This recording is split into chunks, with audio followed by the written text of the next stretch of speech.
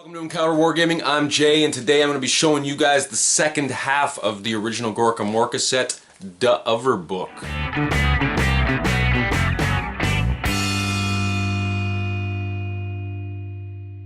The Overbook. Awesome. Let's check out the second half of the Gorkamorka. So check out that cover up first. That is badass.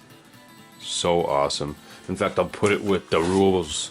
The one I showed you last week, just so you guys can check out the artwork. How cool is that stuff? I mean, really, that is wicked cool. Anyway, we're getting into the Overbook today. The Overbook. The rules and the Overbook.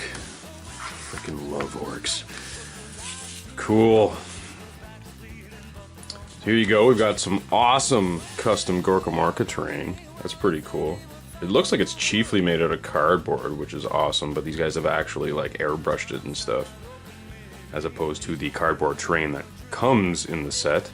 I guess that's just meant to get you started. Look, we even got a piece of a chimera track there. Random gears and stuff going on. Oh man, this inspires me to build orc terrain. So, the publishing page, the most important page. Again, 97. Because again, this book came in the set with the other book that this is the Overbook, with the rules that I showed you last week. So, same year, same people. Actually, a little different. Rick Priestley, of course, had a hand in it. Has a hand in everything in this era.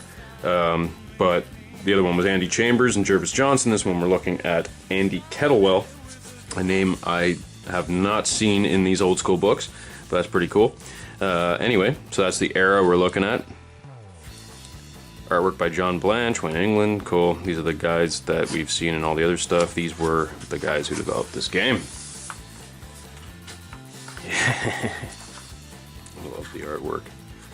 So here we go. We've got background, campaigns, what is included in this book. Here we go. We've got the fluff. So the first one was really just the rules. This one is getting you into building a narrative campaign system, very similar to the Gorkamorka. The Gorkamorka. We're looking at Gorkamorka today. The Necromunda stuff that I showed you in the past videos, past Relics of the Dark Age videos. This is very much a very similar game, except that it's orcs instead of humans. It's all orcs, whereas the other one is all humans. But the rules more or less are the same, and the idea of the game is more or less the same. It's the idea that you just have this small skirmish band, which are very characterful and personalized, and of course you're trying to build a narrative campaign where your guys gain experience as they move on, and so on and so forth. Space Hulks, Orcs from the Ashes, Rise of the Mech Boys. So they're just giving you all the background. Gorkamorka, the Great Schism. Cool. Because in this, we are actually dealing with a specific planet called Gorkamorka. So obviously the Orcs landed there with a Space Hulk, hence this big mound that we see here. And of course, they've slowly dismantled it as they've been, you know, living, developing, and what have you, and have built Mechtown around it. And that's the world of Gorkamorka. Death of a god. Yep. Fighting in the alleys of Mechtown over Gork or Mork. Pick a side. Mechboy Workshops, Teef, the Bazaar. Cool. Squig Market. Brew houses and slop shops. So cool. Docks, Mech Boys, the Skid.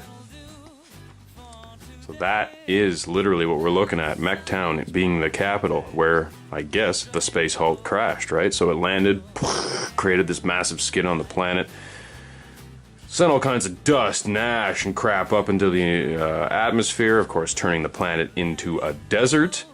And the orcs, orcs can live in any environment, so, of course, they've just thrived on this world after landing, and like I say, have dismantled their Space Hulk and built a whole bunch of towns.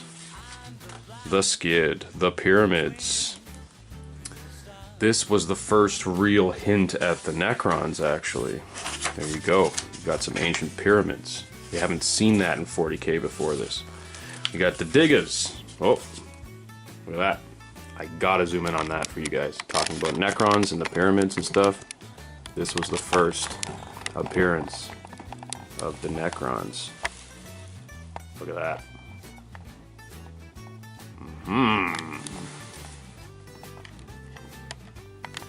The Orcs crashed, and they've woken up an old alien race. Now, of course, that's not in this fluff, as far as I know, any Necron stuff, but when they put hints like that in there. So the Diggers were the humans that obviously inhabited the world, as far as my understanding, before the Orcs crashed. And of course, they dug underground, hence Diggers. And then they actually introduced a Diggers supplement to this game, which I do not have in my possession, but if any of you out there know how I can get my hands on it, I would love a copy of it. Not only to have in my own collection, but also to show off on the channel. So anyone out there who knows where I can grab that, hook it up. Otherwise, for now, I won't go any further into Diggers. We're just going to keep looking through this book. So we got mobs, we got knobs, we got lands beyond. Forts, muties. There was another army they introduced to Gorkamorka. They were like these mutated guys on horseback. Looked very Nurgly, but I guess they're, you know, they weren't Nurgle necessarily. They were probably mutated humans or mutated orcs because of the nuclear waste that of a world that they live in. Look at this artwork. That's so cool with the Grot. The Grot's like afraid to fire his gun. This is gonna explode in my face. I don't know if I should do this. Alright, so creating a mob. Very similar to the Necromunda stuff we looked at from this era. So in Necromunda, you had your leader, you had heavies, and you had gangers, and then jubes. In this, you have knobs, you have boys, obviously spanners and slavers being specialty boys. So like your mech boy and your runterd. And then you've got youths and grots. Now, of course, like I say, they've introduced vehicles into this as well, which weren't included in the Necromunda. So we've got buggies, tracks, and bikes. As we saw the damage tables and stuff in last week's video. So creating a roster, here we go. We've got the army list, very similar to the way the 2nd edition army lists and the Necromunda army lists were laid out. You've got all your unit entries, very simple, with their weapons and special rules. Knobs providing leadership, that makes sense. Youths have to gain their toughness as they develop into boys. That's pretty cool. Having a spanner in your group allows you to take vehicles. You have to have a spanner in order to have vehicles. And I assume... Yep. So you have to have a slaver in order to take grots, as detailed below. Cool.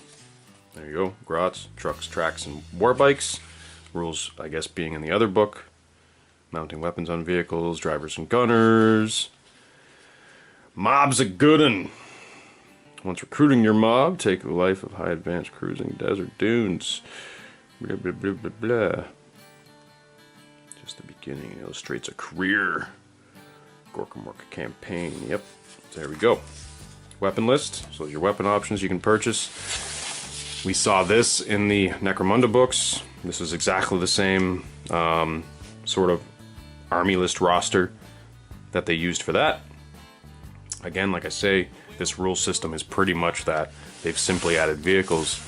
And of course, obviously, there's different unit types.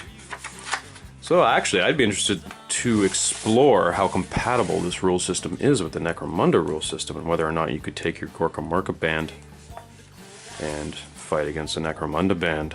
I wonder if that would even work. I guess you guys can comment below and let me know if that actually is the case, if they are all the same rules with the exception of the vehicle rules, of course, and then in which case this is more or less kind of an expansion for Necromunda if you want to look at it that way. Look at the old models, they're so cool. And then like back in the day they had these little tiny bases for the Gorkamorka orcs, because like I was saying, you could actually place as many models on a vehicle as you could physically fit. So having these little tiny bases actually allowed you to be able to put a lot of guys onto a truck or onto a buggy or what have you without having to stack bases, because obviously, guys, it said in the rule book they can't be stacked on top of each other, but you can fit as many as you'd like, or as many as you can fit, I should say. See, there you go. Even on the war track, you know, you got a guy riding on the back. These guys are obviously able to jump up on it, no problem. Truck. You know, we've got 5 guys just hanging out. Cool. Same old tools we still use. Like plastic glue used to come with a brush bottle, a bottle with like a brush inside it. Crazy. I remember those days. I used to hate using it back then. I still kind of hate using it, actually. That little pin always comes out of the thing. But anyway, I'm getting off topic again. So the color pages, as usual, they teach you, you know, little hobby techniques, how to paint your stuff. In this case, how to actually assemble your models, using the clippers properly, using the glue properly, using a spray can properly. I used to do this too when I used to spray everything. Use a box and angle it like that. Now I paint my primer on, but that's just me. I'm not recommending that, I'm just saying that's how I do things. Not that I'm not recommending it. Go for it. You may find you actually get better results. Basic techniques. This guy. Oh man, it's so cool. The old second day Orcs, everything was like so static back then. Like, look, this guy's just standing there, literally. Same with these, they all have the same, like, basic body pose. That guy. It's interesting. You could literally just put weapons wherever you wanted. Like, instead of the guy riding on the side of the truck, like, literally this vehicle right here is the bed from the plastic truck, and then the front from the plastic buggy. It's operating very much like a buggy, but it's got a truck bed, so I'm sure you could fit. Yeah, see, there it is next to the plastic truck. But even that, the gunner is missing.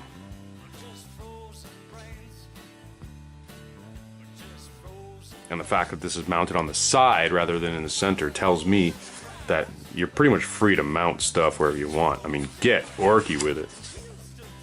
I love it. So cool. Yes.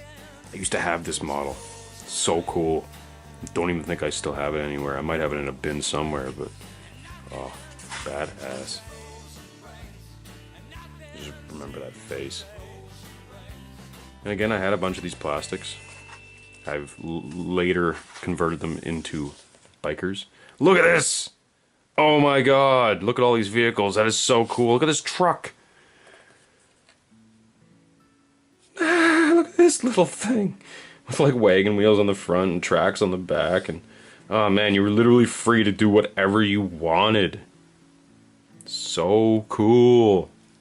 So cool. Ah, there's the team. Recognize Andy Chambers' face right there. Pretty sure that's Gav. Awesome. Just a variance of paint jobs and stuff. I like this desert paint job. Here you go. They've actually shown you how to convert them yourself. So this guy here, there's just some plastic card covers put on the tracks. Some track covers. Here, they put a roll cage on. You can clearly see it's done with like a wire coat hanger type material. Super simple and looks awesome. There's your spear gun that I was talking about in the last week's video. So we've got some example army lists, and now we're going into the campaign system. This is where it gets real good, because this is literally how you're playing the game.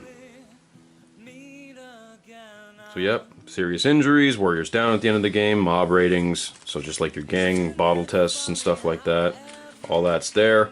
We've got injury tables, we've got crippled vehicles, getting it fixed between games, permanent damage. Yep, for vehicles, so captured, badly mangled, blah blah blah. Experience tables for all your dudes. Underdogs, of course, get the advantage, just like in Necromunda. Earning experience, skills, youths. There you go, advancements, characteristic increases. So this is interesting. The skills are different whether you've chosen Gorkers or Morkers. So Some workers are better at driving. Pretty much everybody can drive except for Grots. Whereas with the Gorkers, everybody is muscle except for Grots. Like, as far as getting skills, that is, everybody can drive, but it's like, you know, you want driving skills, you play Morkers. You want muscular skills, you play Gorkers. Or Daka. Ah, Morkers are more cunning. Well, Gorka's brutal but cunning. Morka's cunning but brutal. So cunning first, brutal second. Brutal first, cunning second. There you go. Cool, I didn't even know that was a thing.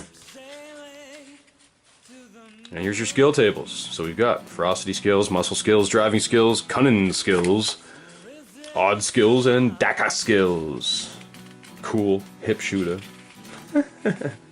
Rapid fire, deadeye. Odd skills. Tinkerer, Rekka, Fixer. Oh, for odd boys. I see. Cool. Because mech boys and weird boys and all that stuff are odd boys. In this, I guess there's just slavers and mechs. I remember I saw something at the beginning of this book written about docks, but now that I'm thinking about it, I haven't seen rules for docks. So, I guess it's just simply fluff at this point. I guess in the game it only really matters. I guess your docks just fix guys between battles, whereas your mech boys have to be on the battlefield attending to the tracks and trucks and etc. etc. So, very much how you gain credits in Necromunda, you're gaining teeth in this, or sorry, points in Necromunda, you're gaining teeth, so that's your money. Orcs use teeth as money. How you spend your teeth, here we go, Mech Town, spending teeth, pit fights. Cool. That's a wicked cool artwork. Guy just knocking the other guy in the jaw. Love it. All about fightin's is the Orcs. The job pole. Once everyone's finished beating each other up, new mobsters, can be hired in the job pole. Refer to choosing your mob section, customizing or bionics following the battle. Usually restrictions apply to Grots, can't be purchased unless your mob includes a slave or blah blah blah. Yeah. Buying new equipment, mech boy workshops. There you go, docks. If they've suffered serious injuries, can visit the dock. There you go. So it's just between games. They're not actually on the battlefield. Going to the docks is detailed later in this book. Cool. Death of a warrior, death of a spanner, death of a slaver. There you go. Price charts for buying weapons for your dudes or upgrades gubbins for your vehicles. Or just straight up vehicles. Death of a vehicle. Adjusting your mob rating. There you go. The Mech Boys Workshop. Bad news. N-O-O-Z. Bad news. Awesome. Bodges. Job's a good un.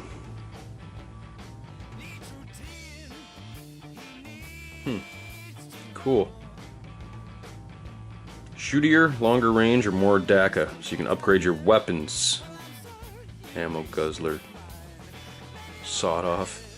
Cool. In longer range, more Daka. We've got different tables based on what kind of upgrades you want to give your weapons as well as your vehicle. That's cool. Because here's the vehicles. They get faster, they get smarter, or they get heavier. Dock surgery. Here we go. You're sending your buddy to the dock. Just say "Arr!" Custom arm replacement, custom leg replacement, rebuild cranium. Doc surprise for warriors with chest wounds or old battle wounds. I gotta see that table. Oh, that's awesome.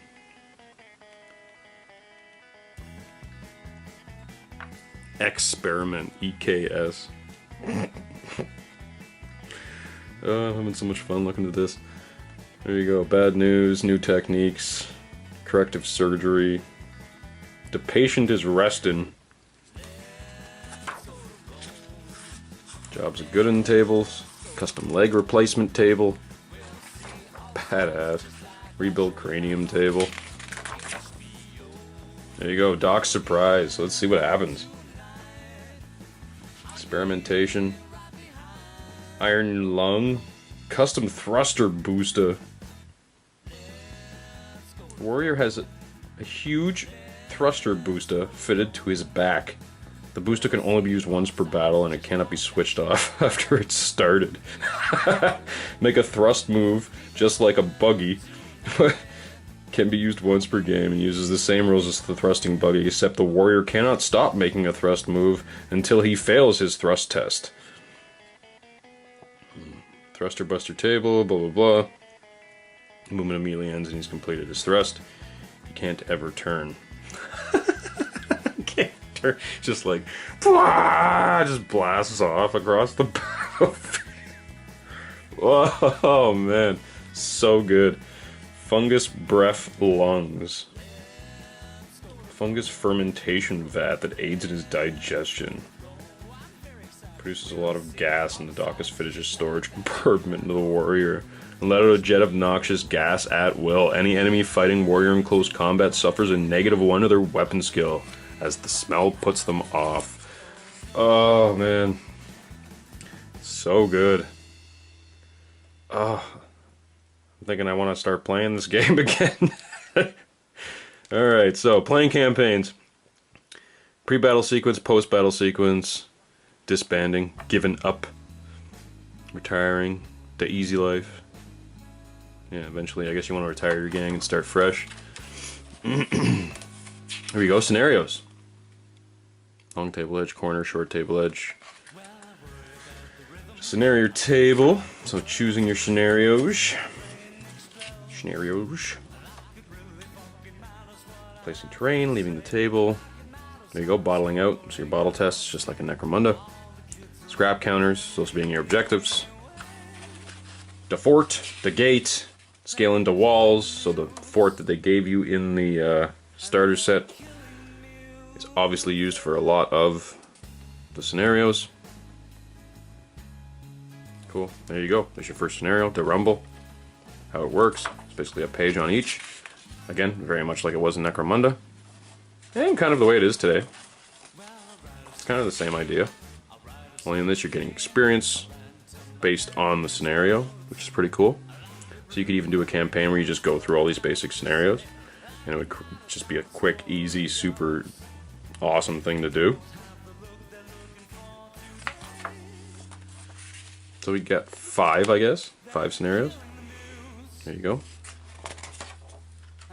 Nope, we got 6. Oh, we may even have more. There's pages to come. I should shut up. There you go. Cool. And then scrap counters again. Same thing. Yep, we got 7. Awesome. One of our lads is missing. Cool. Awesome. And now we're getting into... I love this kind of artwork too. They had back in the day, that sort of pseudo 3D thing they had going on. Saw a lot of this in 3rd edition, this style. I'm not sure which artist that is actually. And then just some fluffy stuff at the end. Cool, some Imperial reports of Gorkamorka and how that's going. So we got, yeah, they're bringing it in with the rest of the 40k fluff. There you go, we got Ball. It's a home world of the Blood Angels. Cool, so I guess it's on that side of the galaxy. Maelstrom over here. Awesome. So where is it in relationship to the Ultima Segmentum? Because we're looking at the Eastern Fringe and the Ultima Segmentum here. Strangely enough, I don't see Gorkamorka on this map. Whatever. I guess it's in that region of space. Cool. Oh yeah, and then the Orc DNA and how all that works, the spore dispersal and stuff. They included all this stuff in the 3rd edition book, which was wicked awesome, showing orcs growing out of mushrooms in the ground. Yeah, there you go. Growing them out of mushrooms. The orc skull and how their bones work. The fact that they can headbutt somebody without even hurting themselves. They have this massive, thick cranium. And then the way their neck's set up, they could actually, like, you know, ram people with their heads without messing up their neck like a human would. And the orc glyphs, this was all included in the 2nd edition book, and they just, like, shortened them to, like, 1/3 of it in the 3rd edition book. They don't even include this kind of stuff in the codexes anymore. But some of the words, I remember laughing at them back then. Oh man, so funny. Do they have it in this one? Get There's just an enemy. It's funny. In the second edition one, I guess I'll go through that at some point for you guys. But they had Eldar listed as pansy, as the orc word is literally pansy. Oh, I don't see it here. But I guess they've done away with a lot of that kind of stuff, because clearly that's extremely offensive in today's world. You know, the way people are just offended at everything these days. Little skinny Eldar pansies, it's so funny. Anyway, there you go. Take a last look at the pics of the models back then. Badass. Man, I want to build a train set like that. Look, it's your simple, like, you know, insulation foam rocks. Guaranteed this thing, like, other than the plastic bits there, is built with just plastic card, or even cardboard for that matter. Probably plastic card. And then just airbrushed and dry brushed. Beauty. So there it is. The Overbook. So I hope you all enjoyed that video. That was wicked fun. I've loved going through these old Gorkamorka books. It just brings me back to my childhood and just reminds me how awesome the game was back then. How silly the models were, but how customizable everything was, and how they actually encouraged you to do kit bashes and conversions, whereas today it's like, especially in 40k, they're actually taking out a lot of the things that they don't have a standard model for, like taking the rules away for it, so that like they're not encouraging you to do conversions. They want you to buy the kits as they are, which is silly. But regardless, a game like Gorkamorka, there has to be a high level of customizability, because we are dealing with orcs, right? Anyway, I had wicked fun going through those books again. I hope you guys had fun checking out those books and watching me go through them and just having a great time. If you had a great time, please hit subscribe. That way you will see all of the videos we come out with in the future. If you hit that notification button, it will actually alert you when these videos come out in the future. And if you really like our videos, for a very small price, for $1 a video, $1 a month, whatever you want to give, put towards these videos that you already get for free, you get a whole bunch more content on top of that for free. So by paying for the stuff you already get for free, you get a whole bunch more stuff for free. There's also a whole bunch of other perks, so go to the description below, check out the Patreon link, and that will tell you all the stuff that you can get just by joining the team. So thank you for watching this video. Please like, share, tell your friends, and we'll see you at our next encounter.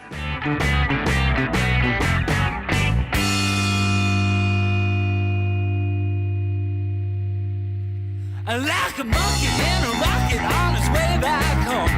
Okay. Scratching his head upon a milk crate throne. Alright. Watching summer plants.